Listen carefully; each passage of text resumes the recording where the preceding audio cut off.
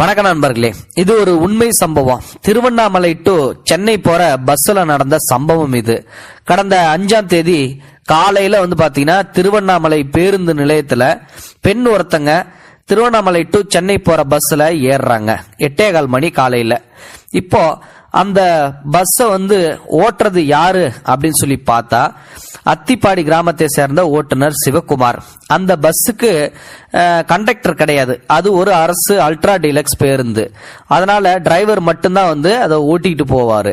So இந்த bus புறப்பட்டு திருவண்ணாமலையிலிருந்து சென்னை போயிட்டு இருக்கு.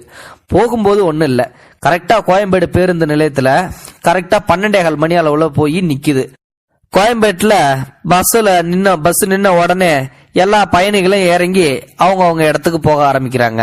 பஸ் எம்டியா இருக்குது. டிரைவரும் என்ன பண்றாரு, நம்ம இறங்கி போய் டீ சாப்பிட்டு வரலான்னு சொல்லிட்டு அந்த திருவண்ணாமலை போற பஸ் நிக்கும் பாத்தீங்களா, அந்த மார்க்கத்துல போட்டுறாரு. அதுல ஒரு இடத்துல போட்டுட்டு டீ சாப்பிட்டு வரலான்னு சொல்லி டிரைவர் சிவகுமார் இறங்கி போய் டீ சாப்பிட்டுட்டு இருக்காரு. இப்போ அடுத்து என்ன நடக்குது அப்படின்னா, அந்த பயணத்துல இருந்தாங்க பாத்தீங்களா, இந்த திருவண்ணாமலையில ஏறினாங்க அப்படின்னு சொல்லிட்டு ஒரு பொண்ணு ஒருத்தங்க ஏறினாங்கன்னு சொன்ன பாத்தீங்களா, அந்த பொண்ணு பாத்தீங்கன்னா நகை பணத்தை தவற விட்டு இருந்திருக்கு போல. ஆனா பாத்தீங்கன்னா அந்த பொண்ணு எந்த பஸ்ல நம்ம வந்தோம் அப்படின்னு சொல்லி தெரியாம திருன்னு முழிச்சுக்கிட்டு அழுதுகிட்டே நின்று இருக்குது. அதுக்கப்புறமா பாத்தீங்கன்னா இங்க டிரைவர் சிவகுமார் டீ சாப்பிட்டாச்சு, நம்ம போயிட்டு போர்டை மாத்திட்டு அதுக்கப்புறமா கிளம்பலாம் அப்படின்னு சொல்லிட்டு கரெக்டா ஒரு 12:45 மணி இருக்கும், போய் பஸ்ஸுக்குள்ள ஏறுறாரு. போய் திருவண்ணாமலை டு சென்னைன்னு சொல்லி இருந்தது இல்லையா, இப்ப சென்னை டு திருவண்ணாமலைன்னு சொல்லி போர்டை மாத்துறாரு. மாத்திட்டு பின்னாடி திரும்பி பாக்குறாரு. அவர் டிரைவர் சீட்டுக்கு பின்னாடி பாத்தீங்கன்னா ஒரு பை ஒண்ணு கிடக்குது. அந்த பைய எடுத்து பாக்குறாரு. அவருக்கு அந்த பைய திறந்து பார்த்த உடனே ஒரு மிகப்பெரிய அதிர்ச்சியான காத்திருக்குது. என்ன அதிர்ச்சி அப்படின்னு சொல்லிட்டு பாத்தீங்கன்னா அதுல நகை பணம் லட்சக்கணக்கான ரூபாய் எல்லாம் இருக்குது.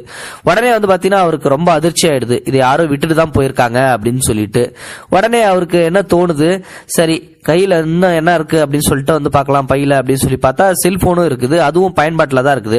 சரி நம்ம இதை கையில வச்சிருப்போம், கண்டிப்பா இந்த செல்லு தேடி செல்லுக்கு யாராவது போன் பண்ணுவாங்க, அவங்கள்ட்ட கொடுத்துடலாம். இல்ல ஒரு பொண்ணு ஒண்ணு திருவண்ணாமலையில ஏறும்போது நிறைய பைகளோட ஏறிச்சு, அந்த பொண்ணாதான் இருக்கும்னு சொல்லி சந்தேகப்பட்டு இருந்திருக்காரு. அதே மாதிரி பாத்தீங்கன்னா அந்த பொண்ணு பாத்தீங்கன்னா கோயம்பேடு பேருந்து நிலையத்துல அழுதுகிட்டே இருந்துட்டு அப்படியே அழுதுகிட்டு திருவண்ணாமலை போற மார்க்கத்திலே அந்த பொண்ணு நான் வந்த பஸ் எந்த பஸ் அப்படின்னு சொல்லிட்டு தேடிக்கிட்டே இருக்குது. தான் வந்த பஸ் கண்டுபிடிக்க முடியாம அந்த பொண்ணு ஒரு மூலையில் நின்று அழுதுகிட்டு இருக்கிறத டிரைவர் சிவகுமார் பாத்துறாரு. உடனே இந்த பொண்ணு தான் நிறைய பையோட ஏறி இருந்தது, ஒருவேளை இந்த பொண்ணா இருக்குமோ அப்படின்னு சொல்லிட்டு அந்த பொண்ணு கிட்ட போறாரு. ஏமா நீங்க ஏன் அழுதுகிட்டு இருக்கீங்க அப்படின்னு சொல்லி அந்த பொண்ணு கிட்ட விசாரணையை போடுறாரு.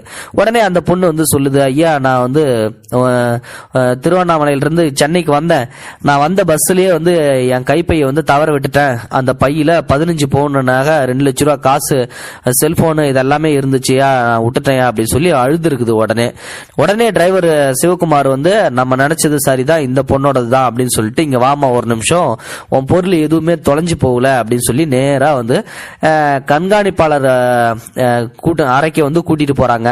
அங்க போயிட்டு சார் இந்த மாதிரி என் பஸ்ல தான் இவங்க டிராவல் பண்ணிருக்காங்க, நான் போர்டை மாத்திட்டு திரும்பி கிளம்பலாம் அப்படின்னு சொல்லிட்டு நினைச்சப்போ பைய என் சீட்டுக்கு பின்னாடி கடந்தது. அந்த பைய எடுத்து பார்த்தப்போ இந்த மாதிரி நகை பணம் செல்போன்லாம் கடந்தது, இது அவங்களது தான் அப்படின்னு சொல்லிட்டு எனக்கு தெரியும். ஏன்னா இவங்க தான் இந்த பைய தவறு விட்டுருப்பாங்க அப்படின்னு சொல்லிட்டு எனக்கு தெரியும். ஏன்னா நிறைய பையோட இவங்க தான் ஏறினாங்க.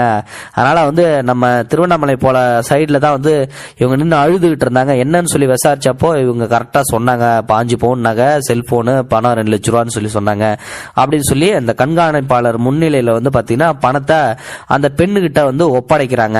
தவற விட்ட அந்த கைப்பைய ஒப்படைச்ச உடனே அதுல எல்லாம் சரியா இருக்கான்னு சொல்லி பாத்துக்க அப்படின்னு சொல்லி சொல்றாங்க.